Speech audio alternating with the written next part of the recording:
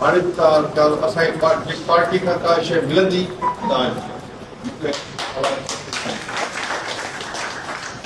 तव्हांखे दुख आहिनि त मूंखे सूर आहिनि सूर तव्हां ॼाणाइनि सूर पार्टी आहे हिन सां ॾिना आहिनि असां जंहिं आयासीं मुंहिंजो को बि हुन में ठीके जी लालची ॿी कंहिं शइ जी लालच असांजी आई त मां पंहिंजे हल्के अबाब जी पंहिंजे दोस्तनि जी पार्टी में ई कमु करे सघां कंहिंखे रोज़गार मिली सघे कंहिं जो रस्तो ठहे का अस्पताल ठहे कोई स्कूल ठहे इन करे पॉज़िटिव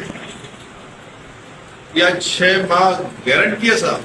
इहा शइ मां पंहिंजे हथ सां चवां थो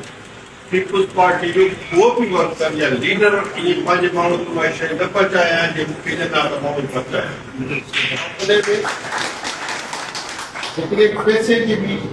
बेईमानी कुर्बानी न हुजे मेरिट ते सभु शयूं पहुचाए ऐं उहे बि माण्हू उन्हनि खे बि हुजनि उन्हनि जा ई हुजनि पर उन्हनि असांजो मौक़ो ॾिनो आहे ऐं उन्हनि जी मर्ज़ी आहे उन्हनि जो पंहिंजो तरीक़ेकार आहे असां पार्टी में आहियूं पार्टी छॾींदा आहिनि छॾींदा रहे उसूल आहे पंहिंजो ज़िंदगीअ जो जनता त ठीकु आहे नथा ॼण बि अलाह ख़ुशि रखे और असां पंहिंजो धर्म पंहिंजो आया आहियूं हितां सभिनी खां पुछी मां वियो पार्टी में ऐं अकेलो फ़ैसिलो कोन्हे तव्हांजी घुराई पुछी तंहिंखां पोइ मां वियो कोशिशि आहे कंहिं न कंहिं तरीक़े सां वॾनि मथियुनि जो को ॾोह कोन्हे एतिरो ॾोह आहे त पर मतला बाक़ी हू पंहिंजे लिहाज़ खां इज़त ख़्यालु सभु कुझु कनि था हे सॼो माहौल हेठो जो ठहियलु आहे ऐं हेठो जो माहौल जेको आहे उहो तव्हांखे पाण लेती वारो आहे जेके असां फिट थो करे पर तव्हांखे पाण सॼी ख़बर आहे सो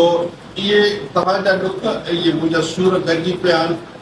अलाह को दुआ करो अलाह उनखे हिदायत ॾे अलाह उनखे सम्झ ॾे ऐं कमु करण वारे माण्हू जो हथु खोलनि माण्हू ताईं कमु पहुचनि